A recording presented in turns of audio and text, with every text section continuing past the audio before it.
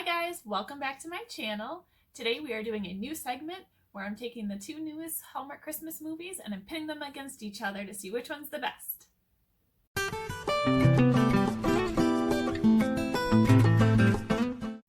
Okay guys, I am so excited for this new series. First two videos, just me, but then I'm going to have a special guest with me later.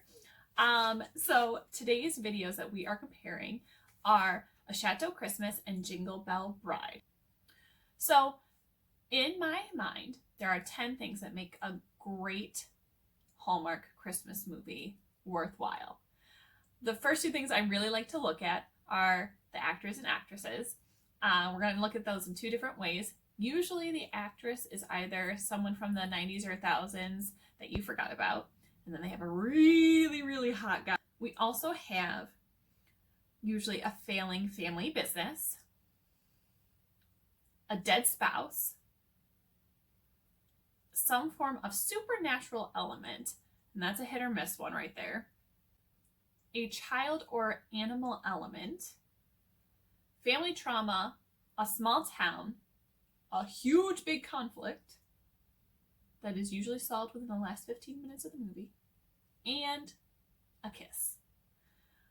These are the things that I feel make up a Hallmark Christmas movie. Most just Hallmark movies, but definitely they're Christmas movies. So let's look at the first thing. Either we're going to look at both movies and we're going to compare and contrast, and if they have it, they get a point, and if they don't, sorry. We are looking at the 90s or 1000 actress you almost forgot. In Jingle Bell Bride, we have Julie Gonzalo, and she was actually really familiar to me when I saw it, and I'm really, really bad with names.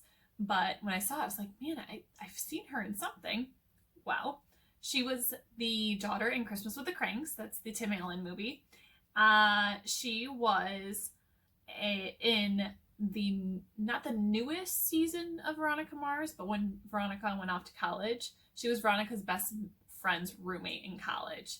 And she was also in A Cinderella Story with Chad Michael Murray and Hilary Duff. She was the evil cheerleader. She was fantastic. I loved it. So definitely someone I forgot about though. Ronnie Rowe is the actor in that movie, and he is actually in Star Trek Discovery, which is something that I definitely watch. He's one of the side characters. He plays one of the communications officers. But when I saw the movie, I was like, oh, he looks so familiar too. Let's look at Chateau Christmas. So both of the main characters were played by actors and actresses who mainly did Hallmark movies. We have Merritt Peterson, which, beautiful name by the way, Merritt, love it, and Jessie Hutch.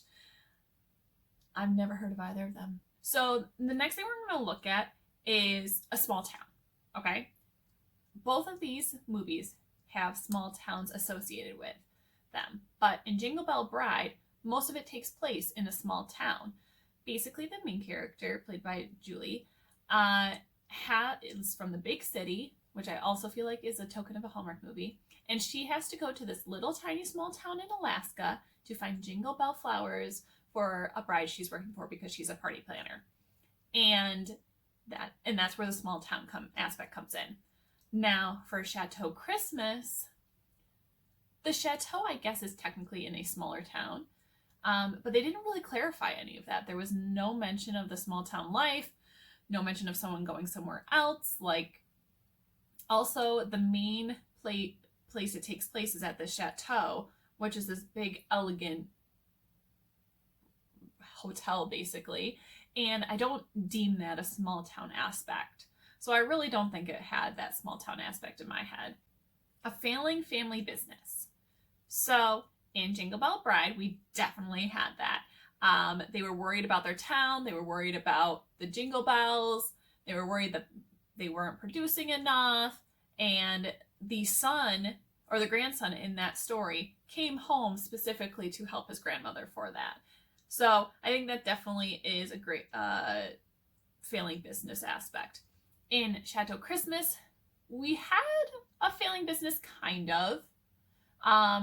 The main plot of that story is The main girl is a famous pianist who is from New York, and she ends up going to the Chateau to spend Christmas with her family because her show was canceled.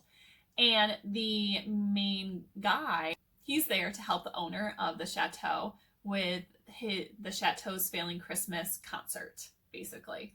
So I don't know if it's necessarily business failing, but it's an issue that has to do with business.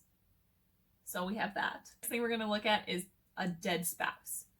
In Jingle Bell Bride, we had a dead spouse, but it wasn't the traditional. Usually, I feel like sometimes the dead spouses are the main characters, but in this one, it was the main guy's grandfather that had died.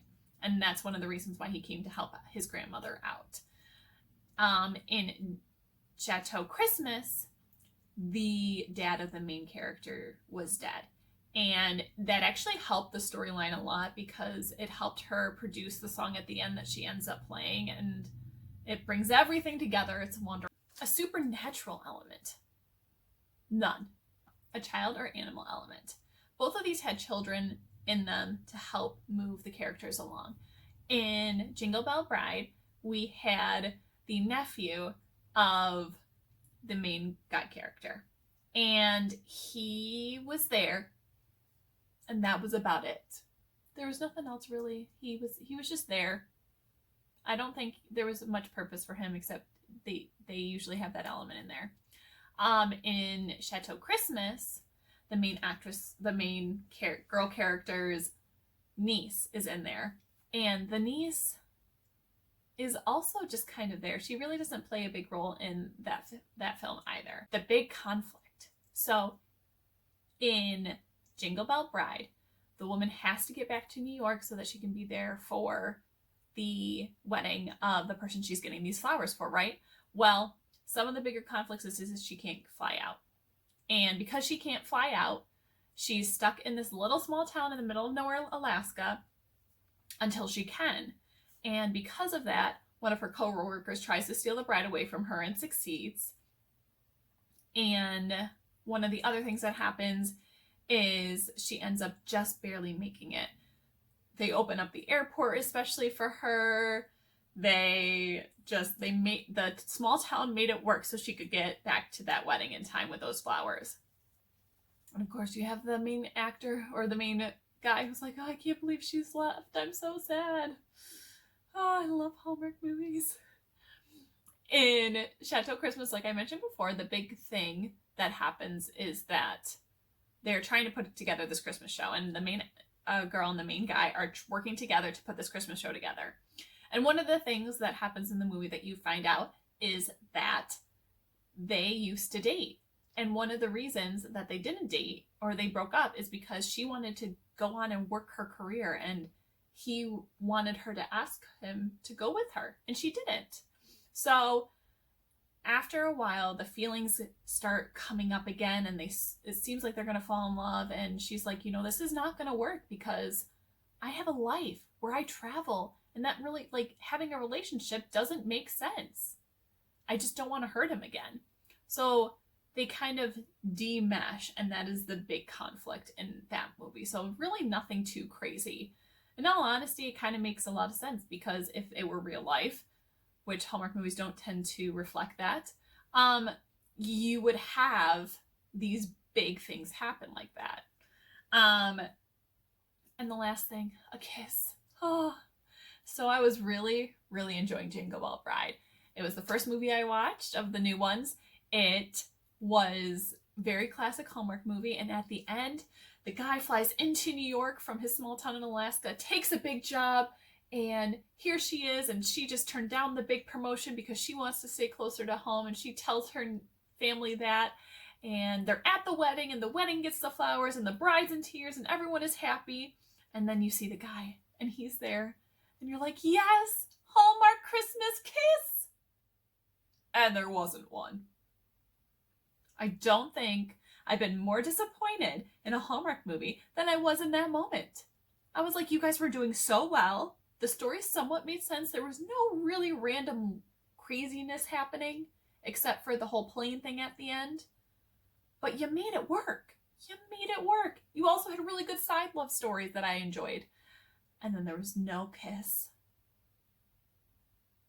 That didn't happen in Chateau Christmas. They did the Christmas concert together. They decided they were going to make it work and figure it out, and they were going to be in a relationship together no matter how it was going to happen. And they kissed, and it was gorgeous, and you just wanted them to be together the whole time, and they did it! So let's tally up our votes. Jingle Bell Bride got a 6 out of 10, and Chateau Christmas got a 3 out of 10. And I think that definitely reflects it. I don't think I would ever watch Chateau Christmas again.